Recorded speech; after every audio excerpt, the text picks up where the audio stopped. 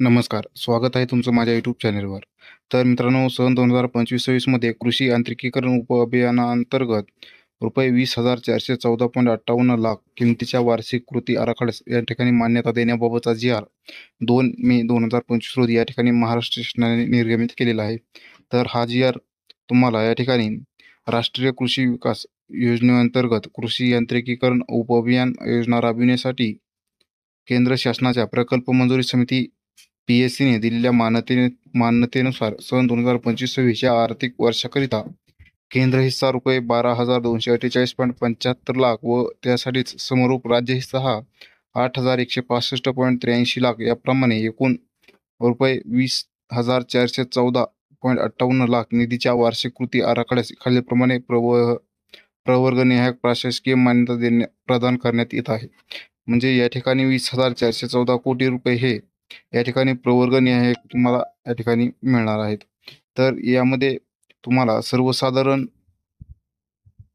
अनुसूचित जाती, अनुसूचित जमाती अशा प्रकारे 3 या ठिकाणी प्रवर्ग केलेले आहेत. तर या प्रवर्गामध्ये केंद्र शासनाचा हिस्सा आणि राज्य शासनाचा हिस्सा अशा प्रकारे वेगवेगळे दाखवून त्यानंतर दोन्ही मिळून एकत्र किती या ठिकाणी पैसे होतात या ठिकाणी दिलेलं आहे. तर सर्वसाधारण यांना केंद्राकडून 9,854.12 लाख रुपये मिळाले आहेत आणि राज्याकडून 6,569.41 लाख रुपये या ठिकाणी मिळाले आहेत.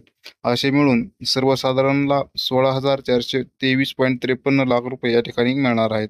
तर अनुसूचित जातींना केंद्राकडून 1,336.34 या ठिकाणी मिळाले आहेत. तर राज्याकडून 890.89 लाख रुपये या ठिकाणी मिळाले आहेत. तर असे मिळून अनुसूचित जातीसाठी 2,227.23 लाख रुपये या ठिकाणी मिळाले आहेत. तर अनुसूचित जमातीसाठी केंद्राकडून 1,058 आणि राज्याकडून 705.53 अशा प्रकारे दिलेले आहेत. तर अनुसूचित जमातीसाठी केंद्र आणि राज्याचे मिळून 1,763.82 लाख एवढे या ठिकाणी दिलेले आहेत. तर अशा प्रकारे तुम्हाला तुमच्या समोर दिसून येत आहे की प्रत्येक प्रवर्गासाठी वेगवेगळी रक्कम या ठिकाणी दिलेली आहे. तर या ठिकाणी तुम्हाला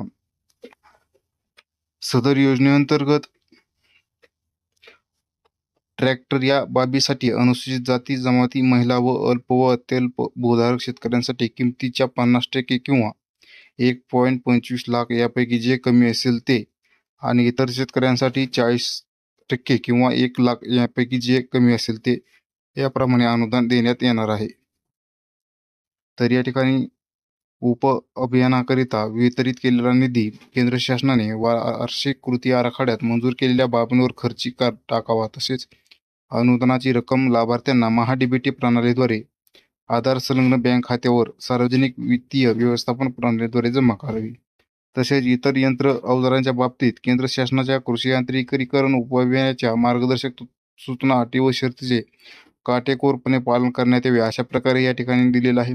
तर केंद्र शासनाने संदर्भित दिनांक 23 मार्च 2021च्या ज्ञानपाद्वारे सार्वजनिक वित्तीय व्यवस्थापन प्रणालीच्या सुधारित कार्यपद्धतीनुसार व संदर्भ दिनांक 2 ऑगस्ट 2021च्या शासन निर्णय केंद्र पुरस्कृत योजनांचे निधी वितरण व विनियोग व्यवस्थापनासाठी अंतर्गत कृषी यांत्रिकीकरण उपअभियान ही एक योजना SCने मार्क केली आहे. तर मित्रांनो, तुम्हाला हा जी.आर. हवा असेल तर याची तुम्हाला लिंक आपल्या डिस्क्रिप्शन बॉक्समध्ये मिळून जाईल. तिथून तुम्ही हा पूर्ण जी.आर. तुम्ही व्यवस्थित वाचून घेऊ शकता. तर मित्रांनो, अशा प्रकारे आपला हा आजचा व्हिडिओ होता. तर व्हिडिओ आवडला असेल तर आपल्या व्हिडिओला लाईक करा, शेअर करा आणि चॅनलवरती नवीन असाल तर चॅनलला सबस्क्राईब करायला विसरू नका. धन्यवाद.